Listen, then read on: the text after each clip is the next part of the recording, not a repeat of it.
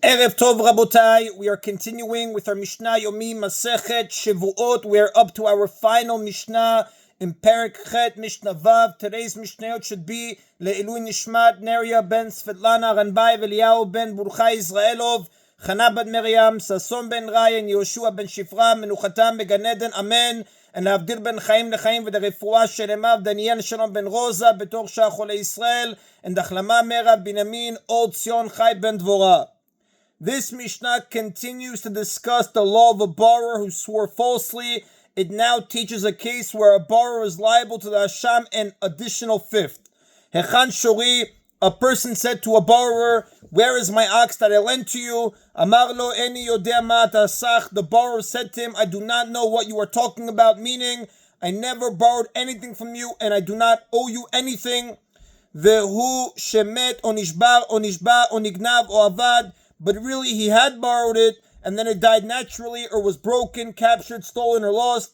Mashbiachani, if the lender then said, "I impose an oath on you regarding this claim," V'amar amen, and the borrower said amen, and later admitted that he swore falsely, chayav, he is obligated to bring the Hasham offering and pay the extra fifth. By saying that he never borrowed the ox, he freed himself from paying for it. Since he swore falsely to this claim, he is obligated to bring the Hasham and pay the extra fifth. Now, having concluded its discussion of the unpaid shomer and the borrower, the Mishnah now illustrates these laws for the two remaining shomrim, the paid shomer and the renter. The Mishnah begins with cases in which these shomrim are exempt from the Hasham and fifth. Amar lenoseh sachar v'asocher, a person said to a shomer who is paid, or to a renter. Now, these two are subject to the same rules. They are obligated to pay for the animal being stolen or getting lost, but they are not obligated to pay for unavoidable losses such as natural death, being killed by a wild animal, or being captured by bandits. So again, a person said to a shomer who is paid, or to a renter, "Echan shori, where is my ox?" Amar lo met, the paid shomer or renter said to him, "It died naturally." V'ushe nishbar or nishbar, but really what happened was that it was broken or captured by bandits. Nishbar, or the shomer said it was broken. V'ushe met or nishbar, but really it died naturally or was captured. Nishbar, the shomer said it was captured. V'ushemet or nishbar, but really it died naturally or was broken. Nignav, or the shomer said it was stolen. V'usha avad, but really it was lost. Avad, the shomer said it was lost. V'usha nignav, but really it was stolen. Mashbiachani, if in any of these cases the owner of the ox then said to him, "I impose an oath on you regarding your claim," v'amar amen, and the shomer said amen, and later he admitted that he lied, patur, he is not obligated to bring the Hasham or pay the fifth. In the first three cases where the ox died a natural death or was killed or captured, he is exempt because he would not have had to pay even if he had told the truth. For example, if he swore that the animal died naturally, but in fact it was killed by a wild animal, he was really exempt from paying anyway, since the paid shomer does not have to pay for an ox killed by a wild animal. In the last two cases where it was stolen or lost, he is exempt because even according to his oath he had to pay. His false oath did not free him from anything. For example, if he swore that the animal was stolen but really had been lost, he is obligated to pay anyway, since the paid shomer is responsible for something that was stolen. The Mishnah now teaches the cases in which a paid shomer and renter are obligated to bring the Hasham and pay the fifth. Met or nishbar, the paid shomer or renter said the ox died naturally, or it was broken, or it was lost. V'ushenignav or avad, but really it was stolen or lost. Mashbiachani, if the owner then said to him, "I impose an oath on you regarding your claim," v'amar amen, and the shomer said amen, and later he admitted that he lied, chayav, the law is that the shomer is obligated to bring the Hasham and pay the fifth, because his false oath freed him from having to pay, from paying for the ox. Since it really had been stolen or lost, the paid shomer or renter was really obligated to pay for it. His false oath that it had died a natural death or been killed or captured freed him from paying what he was required to pay. The Mishnah cites several more cases in which a paid shomer and renter are not obligated. Avad or nignav, if the paid shomer or renter said the ox was lost or it was stolen. V'ushemet or nishbar, but really it died naturally or was broken or captured. Mashbiachani, and the owner of the ox then said, "I impose an oath on you regarding this claim." V'amar amen, and the shomer said amen, and later he admitted that he lied. Patur, the law is that the shomer is not obligated to bring an Hasham or pay the extra fifth, because his oath did not free him from paying. On the contrary, had he told the truth in these cases that the animal died or was broken or captured, he would not have had to pay, and it was only his false oath that it was stolen or lost that made him responsible to pay. And the Mishnah summarizes the laws taught in the previous examples with a general rule. Zaklal, this is the general rule. Kol hamshaneh mechova lechova, whoever changes from one claim of responsibility to another claim of responsibility, meaning had he told the truth, he would have been required to pay, and what he lied and said happened also requires him to pay. Umipetur lepetur, or from one claim for not being responsible to another claim for not being responsible, meaning had he told the truth, he would not have been required to pay, and what he lied and said happened also does not require him to pay. Umipitur lechovar, from a claim for not being responsible to a claim of responsibility, had he told the truth, he would not have been required to pay, and what he lied and said happened requires him to pay. Patur, he is not obligated to bring an asham or pay the extra fifth for his false oath. Mechova lepetur, however, any shomer who changes from a claim of responsibility to one for which he is not responsible to pay, chayav is obligated to bring the asham and pay the extra fifth if he later admits that he lied, because his false oath freed him from paying what he was required to pay. And the Mishnah phrases this rule in a different way. Zaklal, this is the general rule. Whoever swears falsely to make it easier for himself is obligated to bring the asham and pay the fifth.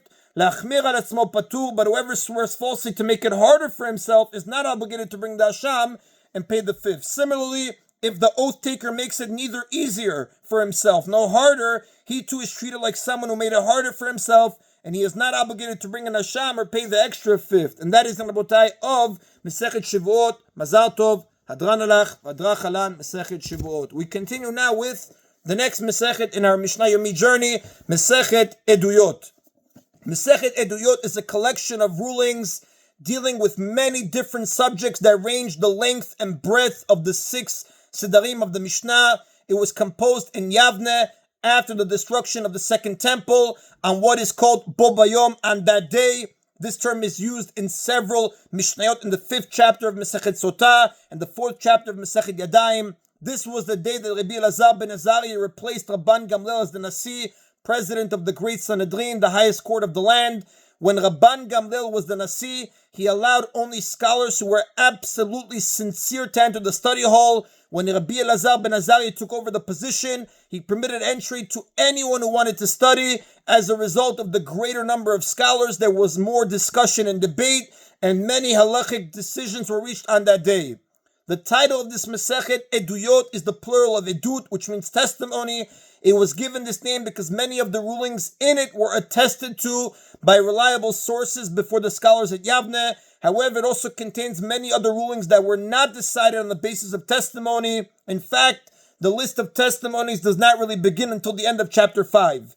These other rulings are included because they too were discussed on that eventful day. In several places, the Gemara refers to this tractate as Bechirata, the choicest one, because when one position in a Tanaic dispute is cited in this Masechet, the halacha follows that position, as Rashi writes in his commentary to Masechet Brachot, page 27a, and Kiddushin, page 54b. Now, it has been suggested that the name of the Masechet should be vowelized Eduyot, from the word Edit, which means choicest or best, because that is the Hebrew equivalent of the Aramaic Bechirata, the choicest ones. But again, we know it as Masechet Eduyot. We begin with Perek Aleph, Mishnah Aleph. The first 3 Mishnayot of this chapter discuss cases where Shammai and Hillel have a dispute about a law, and the sages disagree with both their opinions. The first Mishnah concerns a nidah, a menstruate woman. When a woman experiences a discharge of blood from her womb, she becomes tameh. Most things that she touches become tameh as well. In addition, she may not cohabit with her husband. To become tahor, she must wait a certain number of days and then immerse in a mikvah. A woman becomes an nidah as soon as blood leaves her womb, even if the blood has not yet left her body. Accordingly, when a woman discovers menstrual blood, she might actually have been a nidah for some time, because the blood might have left her womb sometime earlier, but stayed inside her body. Blood that leaves the womb travels through the birth canal before it leaves the body, and it's possible for blood to remain in the birth canal for some time before exiting the body. If so, whatever she touched since then is tameh. Based on this concern, the Mishnah cites a dispute about whether a woman who finds blood must suspect that she was already tameh for some time, and if so, for how long. Shammai says, Kol anashim dayan shatan, For all women who find that they have discharged blood, it is enough for them that they become tameh from the time they find the blood. We do not have to be concerned that they became tameh sometime earlier. Therefore, anything that they touched before finding the blood is still considered tahor. The Mishnah cites Hillel's opinion. Women who regularly handled items that had to remain tahor, such as tiruman kodashim, would customarily examine themselves to see whether any blood was present. Hillel states, but Hillel says, when a woman examines herself and finds blood, she is retroactively tameh mipikida lepikida, from the last time she did an examination until the examination when she finds blood, afiru le'amim arbe, even if it has been many days since the last examination. According to Hillel, we must suspect that the woman has been tameh since the last time we know that she was tahor, which is the last time she made an examination and did not find blood. Items that she touched since then must be suspected to be tameh. Now, this law applies only to toharot, namely tiruman kodashim, which must be kept in a state of tahara, that she touched during this period. It does not apply to regular items that she touched.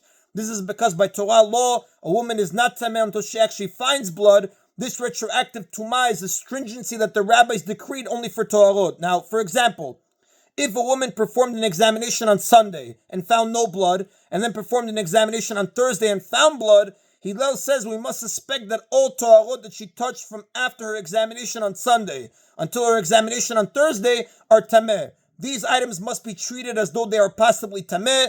They may not be eaten because they might be tameh, but they may not be treated as actual tameh items, which were usually burned because they might not be tameh. Now the sages' opinion, v'chachamim omrim, but the sages say, lo kidivrei zeh v'lo kidivrei zeh. The law is not like the opinion of Shammai, which is very lenient, and it is not like the opinion of Hillel, which is very strict. Ela me'ed le'et mima'etet al yad mipikida lepikida. Rather, 24 hours reduces the time of retroactive tumah to less than the time between one examination and another examination, meaning if it has been more than 24 hours since her last examination, she is retroactively tameh only for the preceding 24 hours. And the time between one examination and another reduces the retroactive tumah to less than 24 hours, meaning if her last examination was less than 24 hours earlier, she is retroactively tameh only since her last examination. So in sum, when a woman finds blood, she is retroactively tameh for either the preceding 24 hours or the time since her last examination, whichever is shorter. And the Rav tells us that halakha does follow the opinion of the Chachamim. The Mishnah mentions a case in which there is no dispute. Kol isha sheyesh la veset, if any woman has a fixed time for her monthly flow and she finds blood at that time, for example, she always experiences her flow on the 10th of the month, and now she finds blood on the 10th of the month, she is considered to have a fixed time for her flow if she bleeds at the same time for 3 months in a row.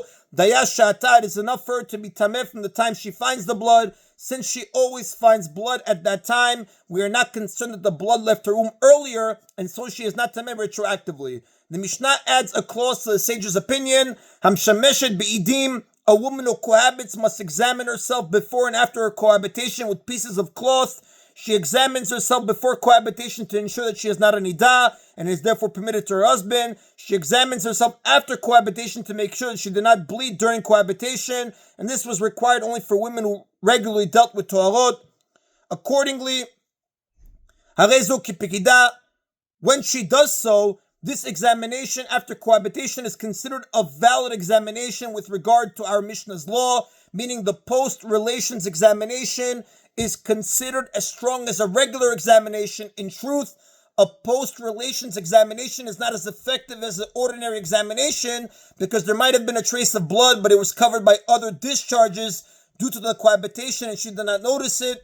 The Mishnah teaches that such an examination is nevertheless considered a valid examination with regard to our Mishnah's law.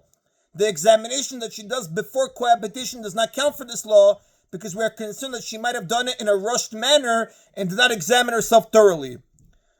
Accordingly, if she later finds blood, the post-relations examination reduces the time for a retroactive tumah to less than 24 hours and to less than the time between the previous regular examination and the examination in which she found blood, meaning she is retroactively tameh only from the time of her post-relations examination or for 24 hours, whichever is shorter. She is not tameh from the time since her last regular examination. So to illustrate, a woman performed a regular examination at 12 noon and found no blood.